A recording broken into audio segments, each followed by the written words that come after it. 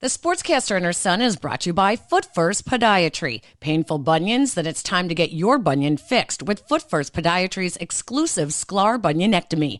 No scars, no cast, no crutches, no kidding. For more information about the Sklar bunionectomy, visit footfirst.com. And by Electroflex, a global leader in electrical conduit for over 60 years, makers of Liquidite flexible conduit, electrically connecting our world.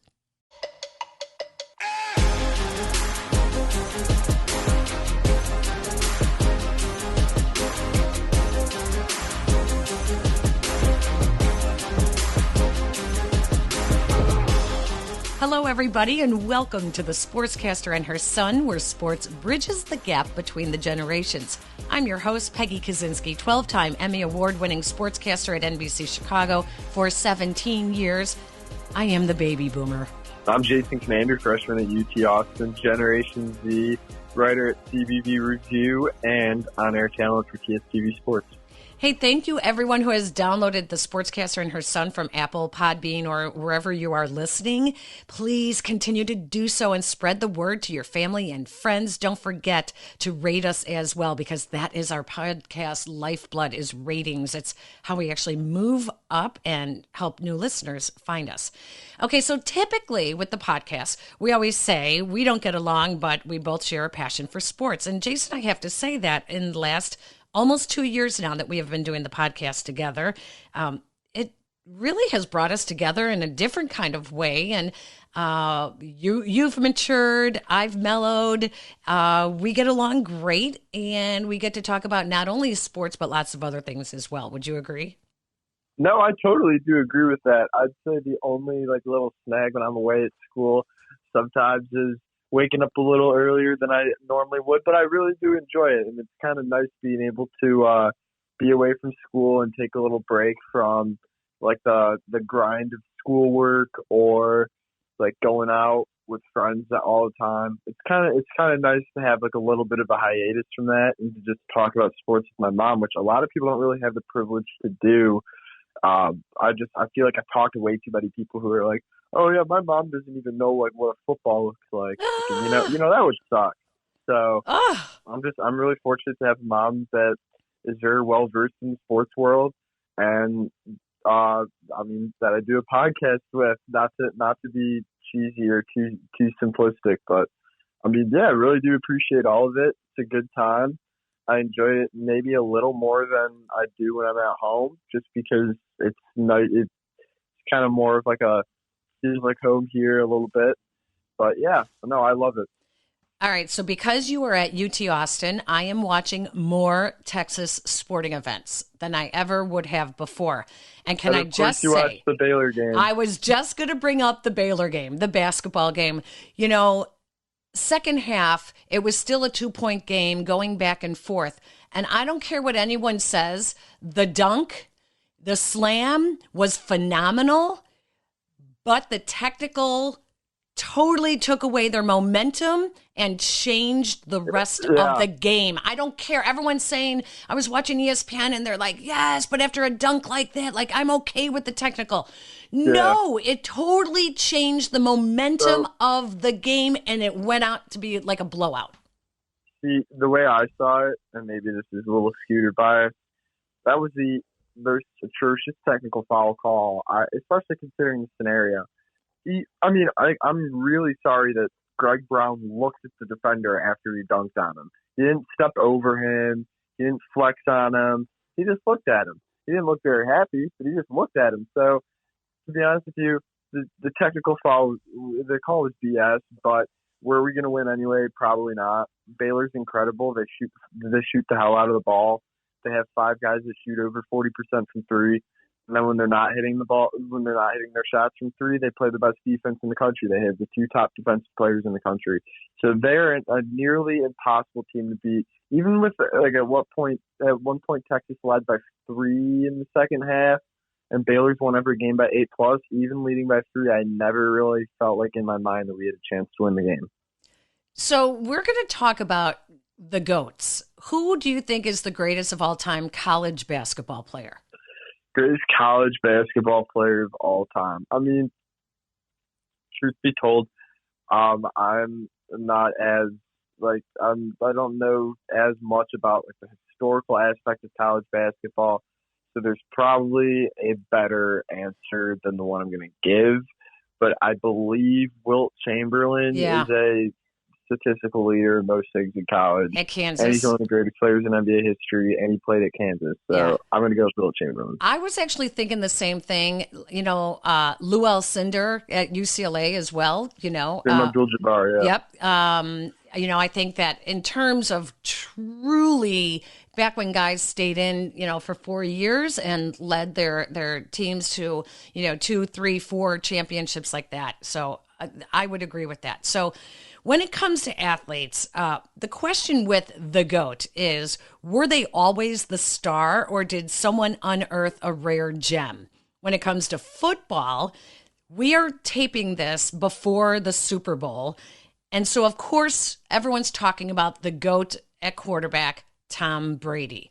Jason, your thoughts on Tom Brady, the greatest to ever play the game at that position? I do think so. It's not for me like the MJ LeBron debate is, where you feel like MJ gets the benefit of the doubt of the fans that just hate LeBron James most of the time, because most of those people that are like real sticklers for Michael Jordan in the MJ LeBron debate actually were not alive to see MJ play. So I feel like I will say this though. So typically I will side with I try not to have recency bias with these conversations about the greatest player of all time, which is why I still think Michael Jordan's the greatest basketball player of all time. But that is a conversation for a totally different podcast. Okay. With the Tom Brady talk, first off, there aren't really quarterbacks who have put up comparable numbers throughout the course of a career. And the thing with Tom Brady is it's sustained success. And in any sport, in any walk of life, sustained success is what's going to make you happy. It's going to make you rich. It's going to make you successful. So obviously the track record of success year in and year out. But for me, what the most impressive thing with Tom Brady is it doesn't matter who was on those Patriots rosters. Didn't matter how good the defense was. Didn't matter who he had on the O-line, who his receivers were. Because believe me, he had some years where there was very little in the way of talent and at the receiver position in New England. So when you look at what he's had to work with, and yes, obviously Tom Brady has thrown the football to some of the greatest pass catchers in the history of the game. Mm-hmm. Randy Moss, Rob Gronkowski, et cetera, et cetera.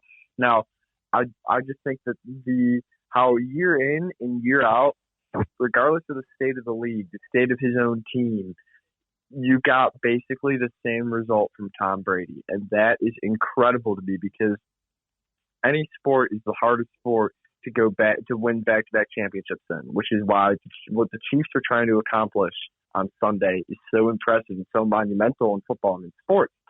But as a player, to pretty much see a track record of the expectation and the outcome of being in the Super Bowl almost every year, when you're not in the Super Bowl, maybe conference championship with the exception of only a couple of years, is incredible to me. It's incredible to me. So the thing that I like the most about Tom Brady is the standard that he has set for himself for where he wants to finish every single year. What I love, though, is just like Michael Jordan, when you are surrounded by great players on your team, you know, like the Scottie Pippens and, you know, Gronk for Brady, you also have to elevate the games of the other guys, because not everyone is going to be the best at that position on that team, right? So the fact that he can turn a Julian Edelman into an amazing player, and you look at now a Scotty Miller, a kid here from, you know, Arlington Heights, Elk Grove. Well, look at this. When you take a kid that nobody was interested in, went to, I think, Bowling Green. He was a track star, and he's become the Julian Edelman, you know, for Tom Brady. Tom Brady elevates other guys' games, and that's what the greatest do. You can, yes, you are surrounded by great athletes as well and great talent, but you also elevate the games. You pull that potential out of players. Absolutely. Right? I mean, it's amazing. Absolutely. It's really something. Absolutely. And I'd say that's more of a testament to the leadership aspect and the social / like locker room aspect of being a franchise quarterback. Is you need to be the guy who's in the middle of everything in the locker room, even though offense and defense can be sort of on opposite sides of the spectrum socially on the team. It's about being the glue and about being the guy who rallies the troops both on and off the field, and that's what Tom Brady's done for his entire career. If you had told me in the middle of the season when the Chicago Bears played Tampa Bay and Brady forgot what down it was, if you had told me then that he would take that Buccaneers team to the Super Bowl, I would have laughed in your face. There was no way that team was a Super Bowl team. It blows my mind that they are in the Super Bowl. It really does. I don't necessarily agree with that. When you look at the roster on paper, the star power on offense of this Buccaneers team is incredible. It's like at every position they can go at least 3 deep with guys that you would want to see on your own team, especially a wide receiver, Mike Evans, Chris Godwin, like you said, Scotty Miller, Tyler Johnson, Antonio Brown, all guys that are quality receivers. Tight end, Gronk, Cameron Brate, O.J. Howard before he got hurt. Running back, LaShawn McCoy, Ronald Jones, Leonard Fournette, all good running backs. It's incredible. It's incredible. But they weren't playing as a team then. They were not playing well as a team. They were not playing as a team, but the defense has also come along as well, which is very important because I feel like this Buccaneers defense is a lot of guys who 3 or 4 years ago would have been absolute superstars on this defense because that's where they were in the NFL. And Ndamukong Suh is not nearly what he used to be. Jason Pierre-Paul is not what he used to be. Levante David is not what he used to be. And the secondary is kind of garbage, and that's why I think the Chiefs are going to win. And that's why Tyreek Hill almost racked up 300 receiving yards against them when they played earlier in the season. So, but no, it's been about both units getting together. The defense is pretty bad in the early season for the Bucs as well, and I mean, yeah, it's just like it's another thing from Tom Brady, his ability to pull his teams together regardless of the scenario. It's pandemic season, not full crowd, not full workouts. You know, Tom Brady's had the same schedule pretty much for the past 20 years, and to have something like a pandemic come in and kind of screw that up, I think that is just another testament to his greatness that he was able to make it to the championship, to the Super Bowl this year, considering the circumstances of COVID and considering his age. Like, I think back to when Dad was Tom Brady's age. Tom Brady's, 43? And, you know, Dad's no athlete in, like a football sense. I mean, he's going to get on my ass about saying this, and I go on a bike ride every day, you know. It's okay, I love you, Dad. But I think back to when Dad was 43, which was back when I was in, like, elementary school, and you know, as much as I love Dad, I could never picture him being on a football field at that age. Right. I have friends whose parents are that age, right, and I could never picture them being on the football field. So it's incredible to me. There are just so many different angles, so many different aspects you can look at this from, and it will still never, like, I can still never fully wrap my head around it. Speaking of Dad, happy 55th birthday to Jason Conander Sr. Happy 55th birthday to Dad. Yep. Hey, why don't we talk to somebody who knows Tom Brady better than you and I from afar, someone who knew the high school kid that ended up going to Michigan. He was part of the recruiting staff at the Big House. What do you say? Yep, let's do it. Coach Bobby Morrison, former Michigan assistant coach from 1987 to 2002, and the recruiting coordinator from 96 to 02 as well at the Big House. I think he knows something about the recruiting of Tom Brady. Coach, good morning. Thank you for joining the podcast. How are you? I'm doing great. Thank you, Peggy. Thanks for the call. Absolutely. Great to hear your voice. Oh, you too. So on the eve of another Tom Brady Super Bowl, it must just I tell me what goes through your head when you think about the 16-year-old kid that you knew back then and now 40-something-year-old man. making history on the football field in the National Football League? Well, I think back about the recruiting of Tom, but, really when I think of Tom Brady, I think of it's kind of personal with me, and in that I had my last few years at Michigan, I had bladder cancer, and my son who's captain in the Navy in Hawaii, flew to Washington and drove up here and spent time with me while I was going through a neobladder is what I had put in. They took my bladder out, and I just wanted to do something for him. And he has a little daughter, Peyton, and I asked Tom if he would get my granddaughter a football. And he signed a football from one of the Super Bowls and sent it to her. Wow. And that means so much to me. Of course, I had to tell her, she was out in the yard playing with us. I said, Peyton, you don't play with that ball. You put it away and you don't touch it, because one day it's going to be worth gazillions of dollars. But anyhow, that's what when I think of Tom Brady, I think of that part of Tom Brady. But, the recruiting of him was a whole different story. But he's one of the most genuine people that I've ever met in my life. Tell us about the recruiting of him. It's not the same. It's there's the ratings now are so different and so accessible with all the social media and all the websites. What was it like back then with this quarterback from California? Well, at that time, I was Gary Moeller was the head coach, and Bo had retired, and Mo was the head coach. And my recruiting area was the East Coast. So I had Maryland, D.C., Jersey, all the way up the East Coast and down the East Coast. And I had this quarterback from Maryland that I was recruiting by the name of Bobby Sablehouse, who at that time, they didn't have 5 stars and 4 stars and 3 stars and all that stuff, just like you said. But the biggest thing that they had was you made the USA Today All-American team. I mean, that's all it was. And then they'd have the players of the year in the States and stuff like that. And Bobby Sablehouse was ranked the number 1 player in the country. And so I'm recruiting him in Maryland. That was my area. And a Thursday night after practice, Mo and I got in a private plane. We flew to Maryland. We sat down in Bobby Sablehouse's home, his mom and dad, who are originally from Cincinnati, so had an affiliation with being around Michigan.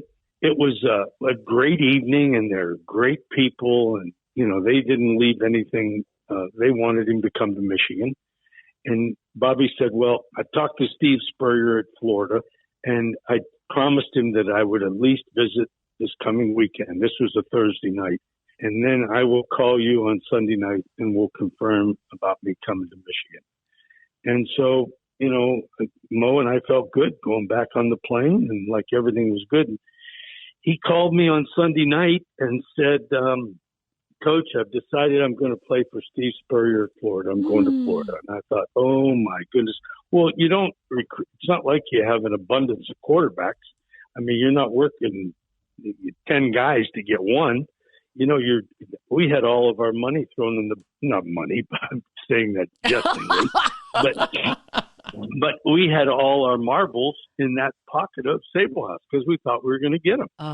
And he called on Sunday night, and I told Mo, and so the next morning we had a staff meeting, and Mo says, first thing he says, well, we lost Sablehouse. What are we going to do? So everybody's just 16 or 15 or 16 of us sitting around the table, and Billy Harris put his hand up in the back and says, I've got this kid in California that I think is pretty good. I don't know. He's recruited, by the West Coast schools, but I think we might have a shot at him. Well, what's his name? His name's Tom Brady. Wow. So that's when we really picked up the steam and started recruiting Tom Brady really hard. But the interesting thing about the whole thing is that Sablehouse and I have been kept in contact. I don't know whether Sablehouse and Brady have, because they really never came into contact.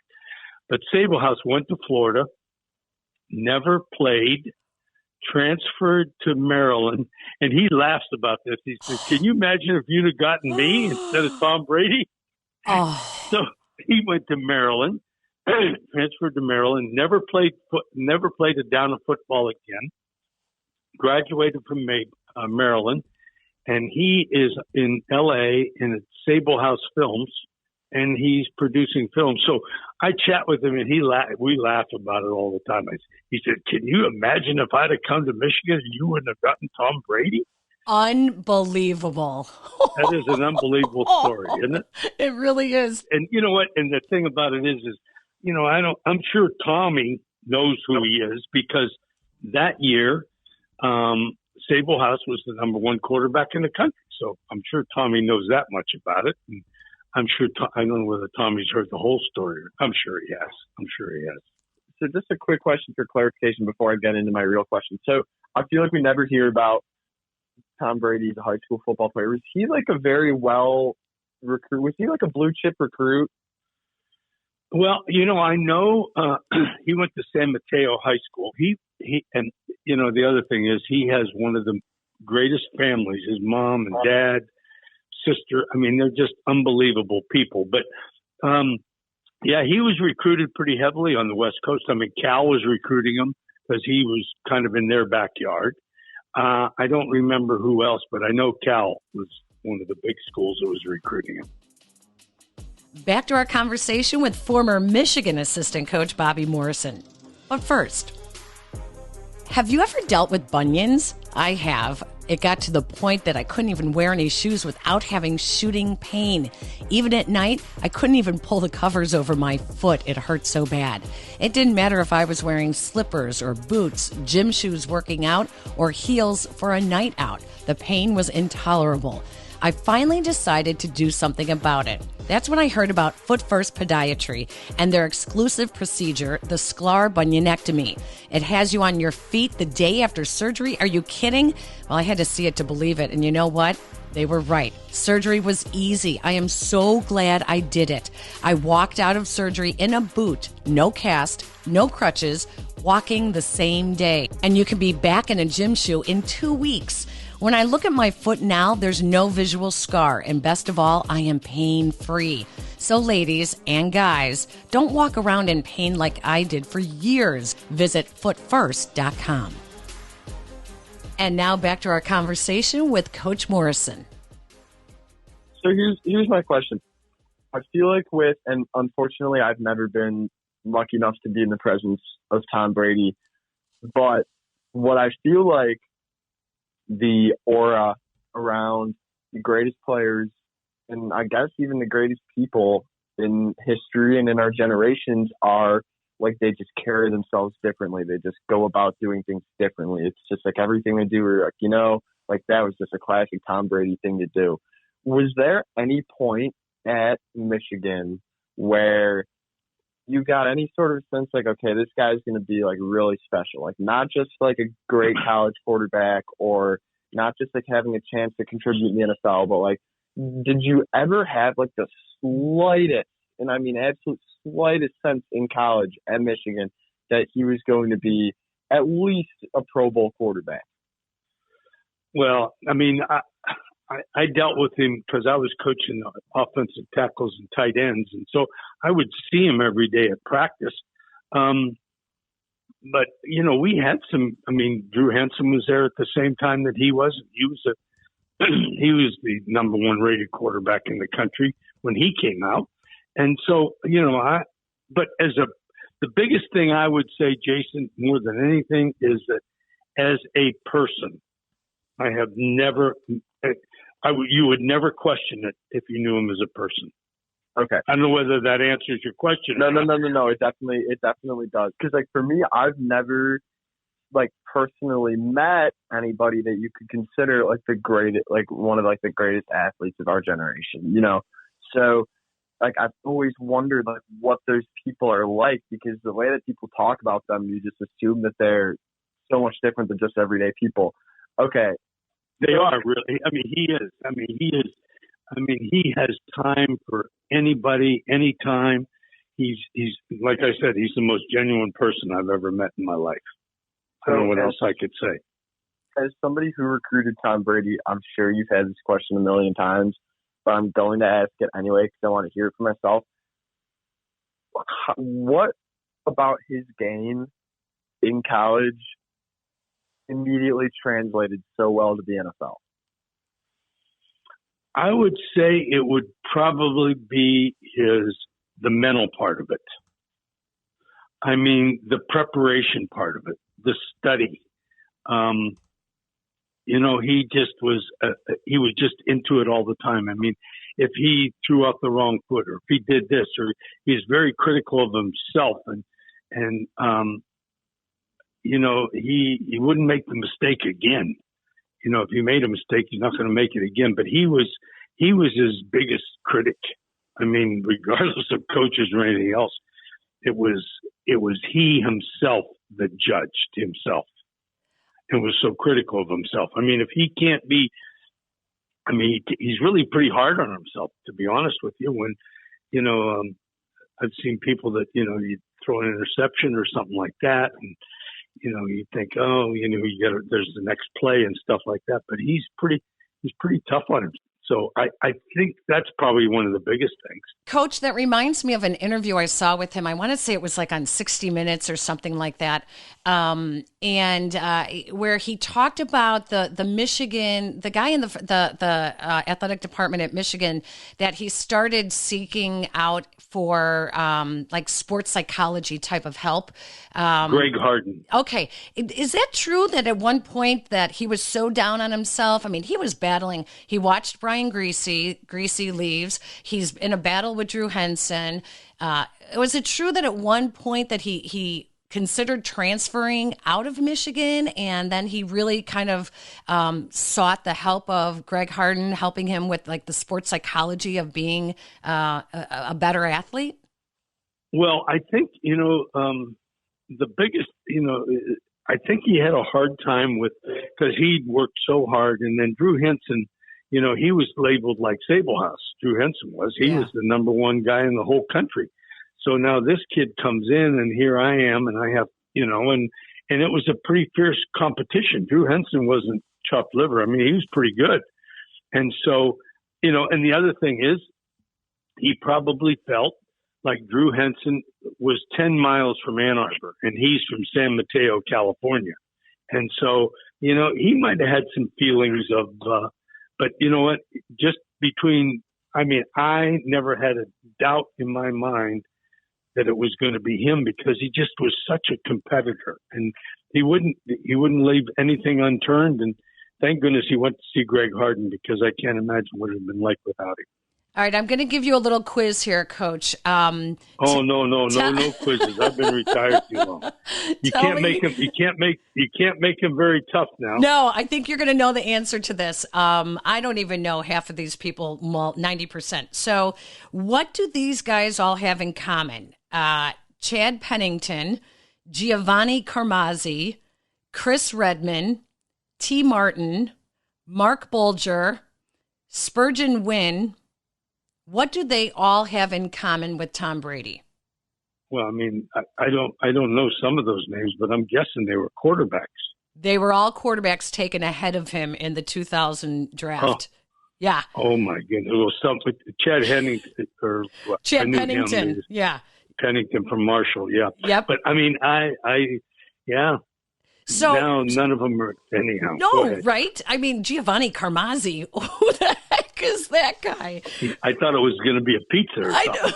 So what is it about when these guys come out of college and the transfer to the NFL? Is it the combine? Is it what is it that teams are missing?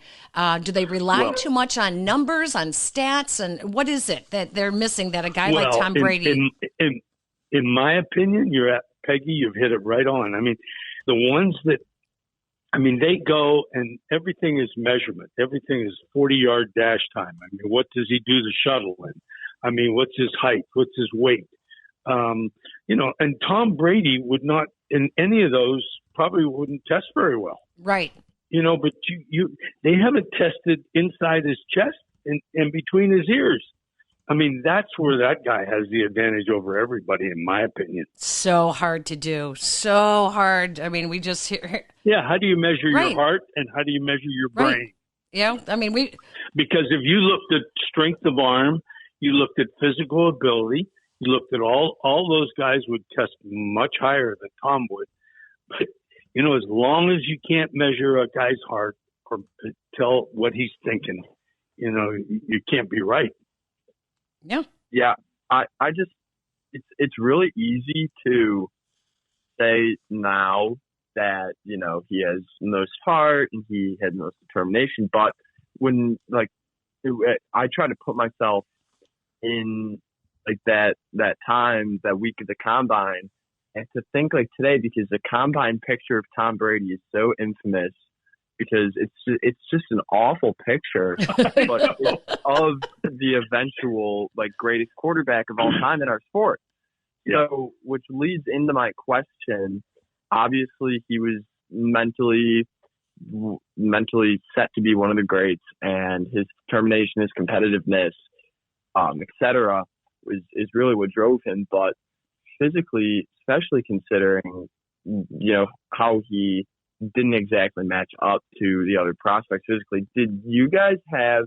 And I know it's not really your job as a college recruiter. You're not thinking about putting guys to the NFL. You're thinking about putting guys on a team that's going to win a championship in their 4 years at college. But did you guys have any expectations of him at the pro level? Because all numbers and particulars wise, it didn't seem like he was really going to translate to being a pro quarterback.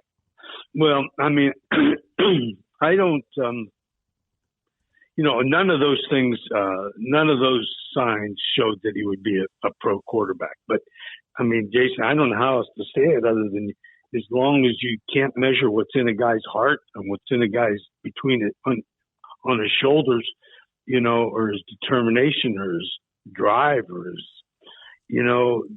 they're never going to be right. He's going to be the one guy, or for sure, at least one guy that's going to say the scouting business is a bunch of crap, because really, and that's why I think they try to learn as much as they can and all that stuff about a guy, but physically he doesn't, he's not, but you know what, you don't measure a guy physically, you measure him other ways, but that's all they think about. I don't think I ever thought, I don't really look at it that much. We didn't have any, Gerback played a little bit while I was, before. And I don't know whether we had any other guys that played pro football at quarterback before him. I don't remember. I wasn't there when Harbaugh was there. He left the year before I got here. Right. But so I don't know really how to answer the question. I mean, other than you can't measure a guy from his physical attributes. Coach, before we let you go, I'm just curious, any of the college quarterbacks that'll be coming out this year, because we're all doing our homework here in Chicago as to the next strikeout at quarterback for the Bears. I'm just kidding. Who do you like? Which quarterbacks do you think do you like going on to the next level? I think that I can't remember his name, but the kid from Georgia, I really like him. I mean, he's done everything. He's won, and I just think of all the ones I like. Although I like the kid at Alabama too. Mm-hmm. I mean, he's kind of a kid that would remind you a little bit of Tom Brady. I mean, the other guys have all the Justin Fields and the kid at Georgia have all the physical attributes and stuff like that. But Mac Jones, is it Mac Jones, I think? Mm-hmm. Yeah. And I think he's, he probably, my guess is he probably won't test very well either, but he's pretty good. I love it. It's interesting. I kind of like him too, to be honest. I love it. We can only hope here in Chicago that at some point we're able to talk about a franchise quarterback in our lifetime. Coach Morrison, thank you so much for taking the time to join us on the podcast. We know who you're going to be rooting for on Sunday in the Super Bowl. TB, for sure. You got it. Thanks, Coach. Have a great weekend. Thank you. I really appreciate it. All righty. Bye-bye.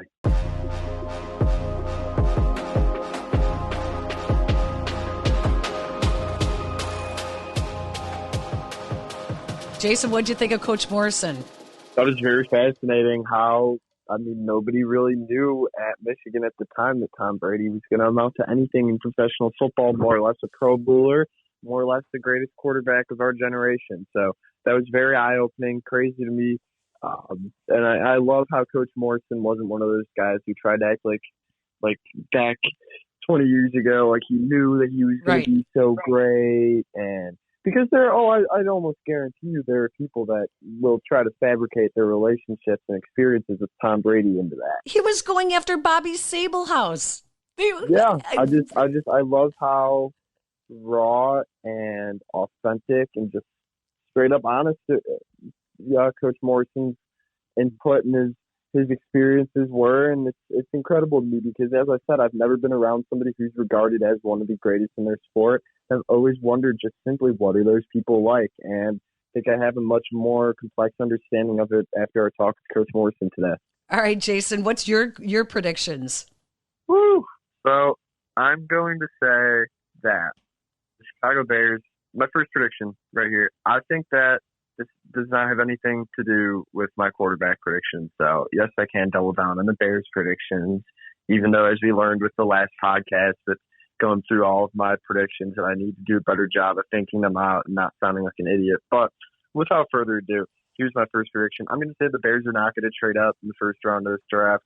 Please, Lord, please do not trade up. I don't want to trade up for another quarterback. Unless it's going to be Trevor Lawrence, which you can never trade up for Trevor Lawrence because he's going number one.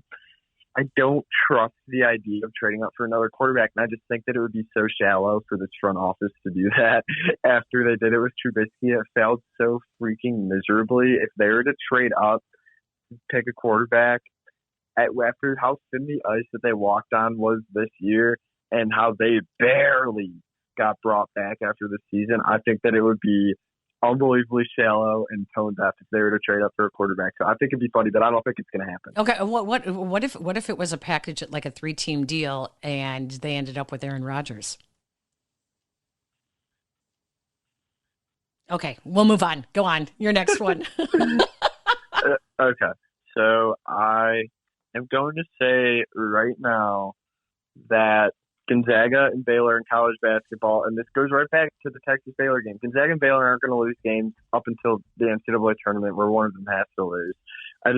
Gonzaga, they're always good. This year they're especially good. The teams that they're playing are especially not as good. So I don't think that they're going to lose between now and then. And Baylor, my goodness, Baylor is probably the best power conference team that I've seen since Kentucky nearly went 40-0 several years ago. So I'm going to say that both Baylor and Gonzaga don't lose games the rest of the regular season. Obviously, at least one of them has to lose in the tournament. It would be crazy if both of them lost, but that's my prediction there. Not too bold, but I want to rack up the prediction points when we inevitably go through them again. Okay, my final thoughts. Last year, Tom Brady went to the Buccaneers. Before he did, radio host Dan Patrick had revealed that one of the teams that Brady was actually considering was the Chicago Bears. Great city with an airport that could allow you to get anywhere quickly. That was important for his wife, who is a supermodel and, might be working on either the East or the West Coast. But I think that was just a fleeting thought. No one will ever know what the Bears did or did not do to try and attract the greatest quarterback of all time. All right, this may not be fair, but we know the Bears front office and their all the failed quarterbacks that they have not picked or signed, right? So we all know about Ryan Pace, strike 3. He went from Mike Glennon, Mitch Trubisky to Nick Foles. Who knows what's going to happen on strike 4? But back in 2000, the Bears weren't the only ones that did not take Tom Brady. As we all know, in 2000, in that draft, their first round pick was Brian Urlacher, Hall of Famer. Then it was Mike Brown. Then it was Dustin Lyman. Then Des White, Reggie Austin, and they even drafted kicker Paul Ettinger in the 6th round, 15 picks before Tom Brady. So just remember, though, the Bears are not the only ones who passed on the greatest of all time. 31 other teams bypassed Brady, selecting 198 players ahead of the Patriots before New England took a flyer on him in the 6th round. Just think about that when you hear NFL Commissioner Roger Goodell on draft day say, With the 20th overall pick in the 2021 NFL Draft, the Chicago Bears select, and we can only hope it will be the next Tom Brady? Nah. All right, our thanks as always to Adam Yaffe. A new year, but the same professional expertise he gives us in guiding the show. Hey, thanks also to Eldo and all the folks at the Barroom Network. It's been a great start on our new platform home with some of the best Chicago football podcasts available on Podbean. Check us out there and wherever you get your audio. And thank you to Coach Bobby Morrison, former Michigan Wolverines assistant coach, for joining us. And do not forget that you can find the podcast website at Sportscaster Her Son.com and on YouTube, on Facebook, Twitter, and Pinterest too. Thank you, everyone. Remember to download, subscribe, and rate our podcast on Apple, Podbean, Google Podcasts, and wherever you may listen. Thank you to our 15,000 listens and counting. Stay safe, everybody. So long.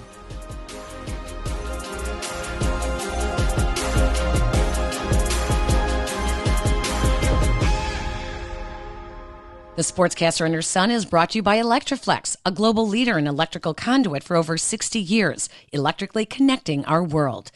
And by Foot First Podiatry. It's time to get your bunion fixed with Foot First Podiatry's exclusive Sklar bunionectomy. No visual scars, no casts, no crutches, no kidding. Visit footfirst.com.